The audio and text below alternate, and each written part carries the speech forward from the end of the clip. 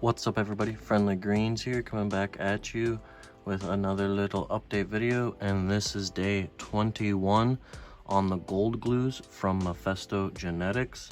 As you see here, I kind of have this girl trained down a little bit. You can kind of see her, she's got little white hairs on her, but I have that one trained down with a stake, and I have this one trained down with a garden stake as well.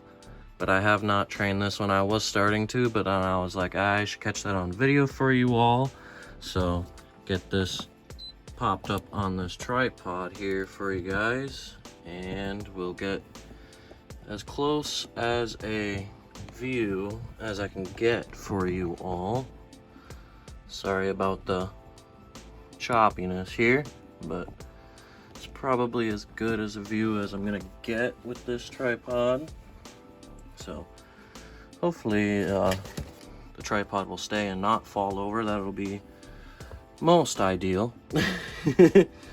So kind of what I didn't show you guys is I take the tip part of this, as you can kind of see there, and I will kind of very lightly twist it to where I want it to be at, and then twist kind of the main bottom part as well. And after I do that, sorry, the cord was in the way. After I do that, then I kind of just bend down on her very slightly, kind of just get her used to the motion I want her to be in. And I'm kind of deciding on where I want to put this stake. So I haven't quite yet decided.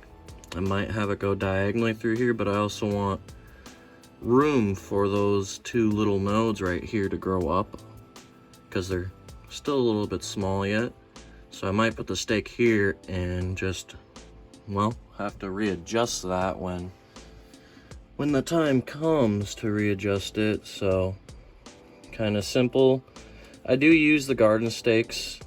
I did use them before on my other pots that I was using, but with these taller 1-foot pots, I can really get the stake like all the way down without poking a hole in the bottom of my pot. Sometimes it's a little hard once you can kind of see it jittering. That's kind of when I just go as slowly as I possibly can. So now I'm like here, I'll kind of bend it down a tad bit more because I can get a little bit more give. Don't want to go too hard on it because you don't want the stem growing up and then, well, essentially snapping on you. But let's get you guys out of this tripod here and get you guys the full view of these gals here. Some close-ups. This one has not shown any hairs yet on her, but as you can see, she's kind of a cluster of leaves, but that's because I was leaf tucking them before I decided to, you know, it's about time to train them. I'm hoping this node here will grow up. If not, we'll give her the good old snip. Down here we got some little itty bitty nodes.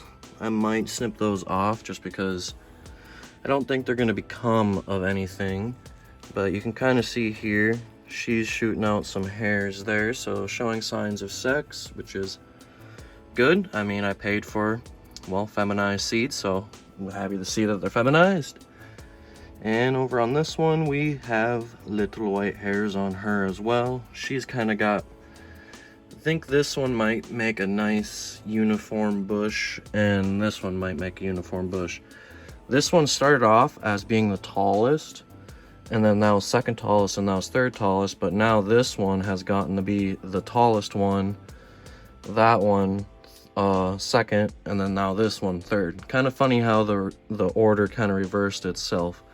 I did pull out that photo period just to kind of have room for training and stuff, and then I did do a mix into my dry amendments, so we had that today. It was about the time to mix them gals. My light is about 65%, and well, now it's probably, I'd say 26 maybe 25 inches away from top canopy now that I've bent these gals down. So I will measure all of that out, and then I like to get it to about 24 inches just so I can get some stretch on these bottom nodes, kind of get them popping up. As you can see here, that wee little one is kind of bent down over it, but it should grow outward and be a-okay.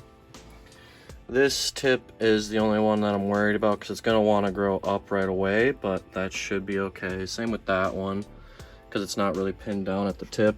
Same also with this one, but I'm kind of happy with where they are. I might continue using garden stakes on these gals, but I also might switch to ties just because I'm having to mix in dry amendments. Having a bunch of stakes in the way will just kind of make it a wee bit annoying in my opinion.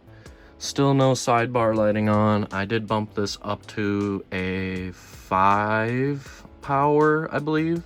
Just enough to have like a little sway like that much on the leaves. Nothing too crazy. I do have it off now just for audio purposes because it can get a bit loud when I move the phone in for close shots.